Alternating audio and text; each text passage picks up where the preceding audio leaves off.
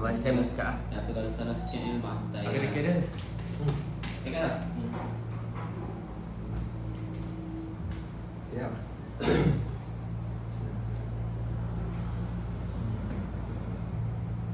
Bismillahirrahmanirrahim. Assalamualaikum warahmatullahi wabarakatuh.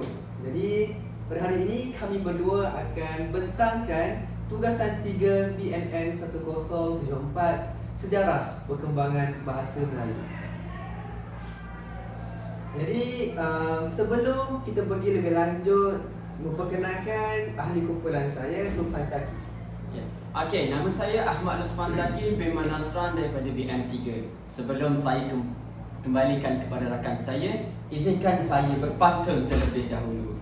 Pergi ke hutan memetik pegagar, simpan sahaja di atas para. Sayang menyayang sesama keluarga, barulah tercapai misi negara. Kembalikan kepada rakan saya. Wah, melihat rakan sekumpulan saya ni berpantun, izinkan saya bersajak pula ya. Silakan. Layu bahasa, kuyulah bangsa. Musnah bahasa, punahlah bangsa. Lesap bahasa, lenyaplah bangsa. Gagah bahasa, dahsyatlah bangsa. Nurkilan Rizwan Khamis, Sangga Kayangan Perlis. Dan saya Ikhwan Irfan bin Ruslan daripada BM3.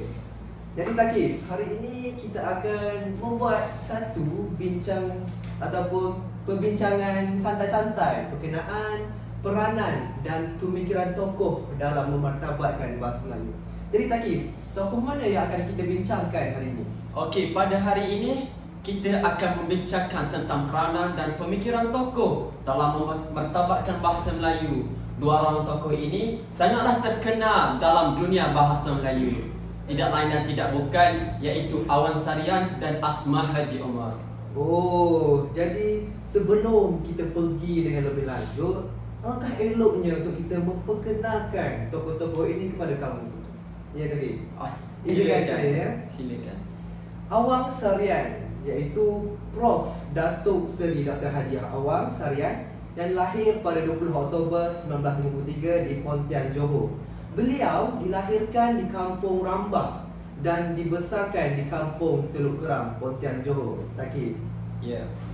Beliau juga memperoleh ijazah sarjana muda persuratan iaitu kepujian serta diploma pendidikan dari Universiti Kebangsaan Malaysia pada tahun 1977. Namun beralih menjadi ketua editor di Far Eastern Publisher International pada tahun 1977.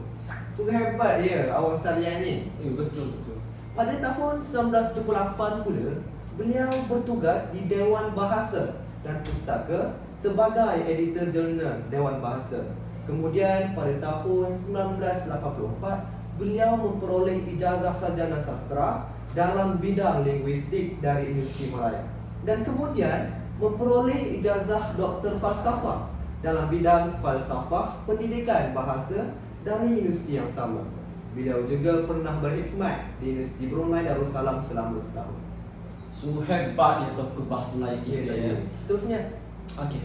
Untuk saya pertanyaan saya pada hari ini iaitu tokoh Asmah Haji Omar.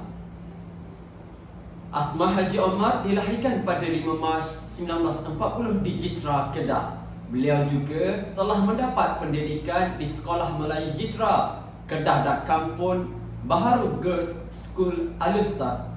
Sekolah menengah pula di Malay Girls College Kuala Lumpur dan Sultan Ahmad Hamid College Alustar, Kedah. Seterusnya, beliau merupakan sarjana dalam Bahasa dan Kesastraan Indonesia di Universiti Indonesia, Jakarta. Beliau juga mendapatkan PhD dalam jurnal Linguistik University of London pada tahun 1969. Doktor Persuratan Linguistik Melayu Universiti Malaya 1998. Beliau juga merupakan sarjana muda dalam Bahasa dan Sastra Indonesia di Universiti Indonesia pada tahun 1961. jadi Takif, selepas kita mengenal tokoh-tokoh kita yang kita akan bincangkan pada hari ini, saya mula dululah dengan pemikiran Awang Sarian. Boleh ya? Boleh. Jadi pemikiran awang sarian ini bersifat kritis, konstruktif, iaitu setiap kritikan disertakan dengan cadangan. Maknanya Takif, apa yang dicadangkan berkena dengan kritikan yang boleh dilaksanakan untuk menyelesaikan sesuatu isu. Dan awang sarian juga melihat kemerosotan bahasa Melayu dalam dua aspek, iaitu aspek taraf dan mutu. Pandangan yang dilontarkan juga memperlihatkan semangat juangnya sebagai ahli bahasa yang tegas menentang perkara yang menyalahi peraturan bahasa Melayu tanpa bersifat prejudis dan mengira pangkat mereka. Jadi Takif tahu peranan awang sarian ni. Ceritakan Takif. Okey, terima kasih. Untuk peranan Awan Sarian pula dalam bahasa Melayu ini, iaitu Prof. Dr. Awan ini merupakan guru bahasa Melayu dan kertas am, editor dan kemudian ketua editor di FEP International. Bergiat aktif sebagai pensyarah di Fakulti Pengajian Pendidikan Universiti Pertanian Malaysia atau kini lebih dikenali sebagai Universiti Putra Malaysia. Oh, UPM Takif? Ya, UPM. Selain itu, beliau juga seorang pensyarahan dan penolong profesor di Jabatan Pendidikan Universiti Islam Antarabangsa Malaysia atau lebih dikenali sebagai UIA. Wah, okey. Jadi Takif dalam dia berkhidmat untuk negara ni, beliau juga bergiat aktif dalam menerbitkan buku-buku kan Takif? Betul-betul. Jadi antara karya-karya dan hasil penulisan beliau ni termasuklah yang pertama Bahasa Malaysia Progresif Tingkatan 2, yang kedua Konsep Kesalahan Bahasa Dewan Bahasa dan Pustaka 2003, Hakikat Bahasa dan Realisasinya dalam Pembinaan Tamadun Bangsa, Warna dan Suasana Perancangan Bahasa Melayu di Malaysia, Perkembangan Falsafah Bahasa dan Pemikiran dalam Linguistik, Santun Berbahasa iaitu Dewan Bahasa dan Pustaka 2007, Tertub Mengarang, Kesatuan Bahasa, Mencari Makna Diri Melayu iaitu buku renungan untuk banggaku. Ikuan, Ya, hebat okey. sungguh tokoh kita ini. Ya betul. Melihat karya-karya dan hasil penulisan beliau ni, pernahkah Takif terbaca ataupun melihat buku-buku yang ada ni? Pernah. Saya pernah membaca buku ini di perpustakaan IPG, iaitu Kesatuan Bahasa Kesatuan Bahasa. Ya, sesuai dengan profession yang akan kita sertai iaitu menjadi guru bahasa Melayu kan Takif? Betul. Ya. Seterusnya Takif, pemikiran Asma Haji Omar. Untuk pemikiran Asma Haji Omar pula, menurut Asma Haji Omar, susur galur serta pemahaman tentang bahasa Melayu yang lengkap adalah melalui Ensiklopedia Bahasa Melayu. Bahasa Melayu merupakan bahasa rumpun Austronesia yang terbahagi kepada 4 keluarga iaitu Indonesia, Malaysia, Micronesia dan Polynesia. Ikuan. Ya. Pemikiran beliau juga turut menyatakan teori pergerakan bahasa Austronesia dengan mengambil beberapa teori sarjana dunia iaitu teori Kern berdasarkan bukti linguistik dan bukti budaya. Oh, jadi pemikiran Asma Haji Omar ni bersikap terbuka lah. Ya, betul. Jadi seterusnya pemikiran Asma Haji Omar ni tentang bahasa Melayu dan alam Melayu. Asma Haji Omar ni meneroka alam Melayu dan pengalaman orang Melayu yang terakam dalam bahasanya melalui penelitian terhadap bahasa kanak-kanak, khususnya dalam penuturan bahasa. Itu sebagai bahasa pertama dan bahasa orang dewasa. Betul Takif? Betul. Seterusnya pemikiran tentang nahwu Takif.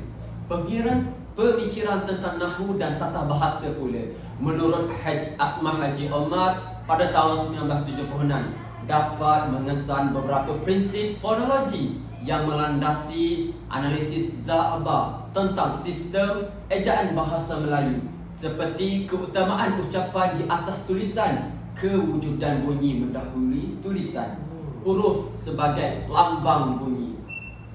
Asma merupakan penulisan bahasa Melayu yang menerapkan nahwu struktur Beliau juga menghuraikan tentang pembentukan kata dan ayat dilakukan menurut pola. Hal ini jelas berbeza dengan acuan nahwu tradisional yang mementingkan makna semata-mata. Seterusnya, peranan Asmah Haji Omar ini dalam memartabatkan bahasa Melayu. Jadi, Asmah Haji Omar ini merupakan pakar nahwu bahasa Melayu. Beliau juga merupakan ahli akademik, pasukan penyelidikan dan penulis profili. Seterusnya tadi, beliau juga melibatkan diri dalam penyelidikan bahasa, bidang tata bahasa, menulis buku-buku dalam bidang tata bahasa. Jadi tadi selesailah perbincangan kita tentang peranan dan pemikiran tokoh-tokoh Melayu dalam memartabatkan bahasa Melayu. Jadi, apa pandangan Thaqif tentang kepentingan untuk memartabatkan bahasa Melayu pada masa kini tadi?